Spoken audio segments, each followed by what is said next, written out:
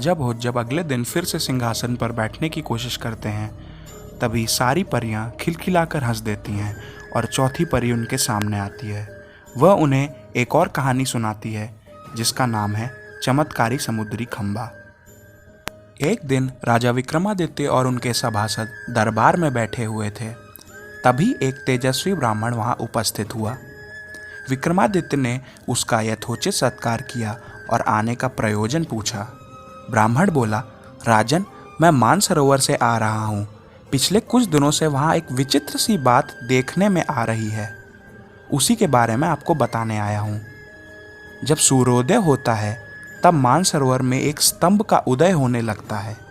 जैसे जैसे सूरज चढ़ता जाता है वैसे वैसे उस स्तंभ का आकार भी बढ़ता जाता है तथा दोपहर होते होते वह स्तंभ आकाश को छूने लगता है। लेकिन जैसे जैसे सूर्य ढलने की ओर अग्रसर होता है वह स्तंभ भी छोटा होने लगता है। विक्रमादित्य तथा अन्य दरबारी विस्मित होकर बोले, इसके पीछे क्या रहस्य है? ब्राह्मण ने बताया, कुछ समय पूर्व देवताओं एवं सूर्यदेव के मध्य विवाद हुआ। सूर्यदेव का कहना था कि पृथ्वी लोक में ऐसा कोई भी मानव नहीं है जो उनके यानी कि सूर्यदेव के तप को सहन कर सके। उनका कहना था कि केवल समुद्र ही उनसे साक्षात कर सकता है।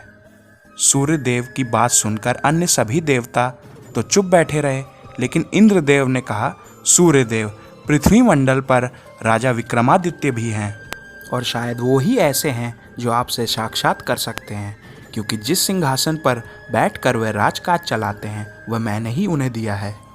ब्राह्मण बोला, राजन, मैं इंद्रदेव के ही दूत के रूप में आपके सामने आया हूँ। उन्होंने आपसे जानना चाहा है कि क्या आप सूर्यदेव से साक्षात कर सकते हैं। विक्रमादित्य ने बड़े सहज और सरल भाव से कहा, अवश्य, क्यों नहीं ब्राह्मण देवता, मैं शीघ्र ही भगवान भास्कर का दर्शन लाभ करने जाऊंगा।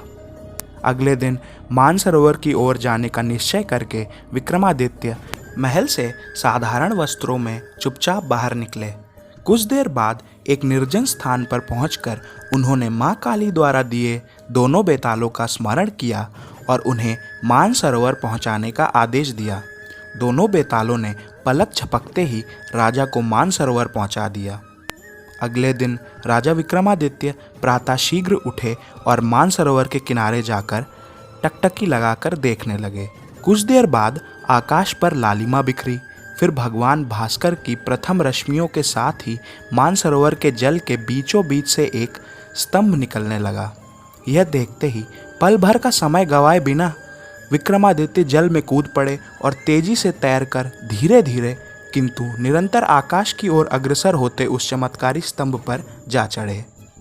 स्तंभ का आकार बढ़ने के साथ ही जल की लहरें भी ऊंची ऊंची उठकर विक्रमादित्य के पैरों को छू रही थीं।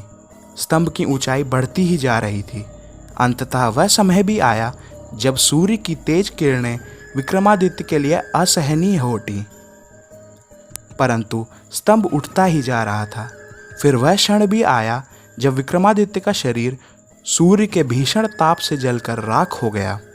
आकाश के उस मार्ग से भगवान भास्कर का रथ तेजी से दौड़ता हुआ गुजरने ही वाला था कि रथ के सारथी की नज़र स्तंभ पर पड़े मनुष्य पर पड़ी। उसने रथ को रोक दिया। भगवान भास्कर ने भी झांक कर देखा। उन्होंने उस मानव शरीर पर अमृत की बूंदें छिड़की, यह जानने के लिए कि वह मनुष्य कौन है जो उनके भीषण ताप से जलकर नष्ट हो गया। अमृत के बूंदें पड़ते ही विक्रमादित्य जीवित हो उठे। उन्होंने भगवान भास्कर को हाथ जोड़कर प्रणाम किया और अपना परिचय दिया। सूर्य देवता बोले, देवराज इंद्र ने जैसा कहा था मेरे सामने वह बात वैसी ही सच होकर आई है। उन्होंने अपने कानों के सोने के कुंडल उतारकर विक्रमादित्य को दे दिए और कहा, इन कुंडलों की विशेषता यह है कि इन्हें धारण कर जब भी जो भी इच्छा करोगे अवश्य पूर्ण होगी। विक्रमादित्य ने कुंडल स्वीकार कर सूर्य देवता को धन्यवाद दिया और अपने राज्य को लौट पड़े। मार्ग में उन्हें एक सन्यासी भी मिला। उन कुंडलों की चमक देखकर सन्यासी ने राजा से उन्हें मांग लिया। दानवीर एवं यशस्वी राजा विक्रमादित्य जरा भी नहीं हिचके और कुंडल सन्यासी को देने में एक पल भी देर न की। राजा विक्रमादित्य के गुणगान गाती हुई चौथी परी भी राजा भोज के सामने से उड़ गई। और इसी के साथ इस वीडियो का अंत होता है दोस्तों। ये वीडियो अगर आपको पसंद आया हो तो इस वीडियो को लाइक करें, चैनल को सब्सक्राइब करें और वीडियो को शेयर करना बिल्कुल भी ना भूलें।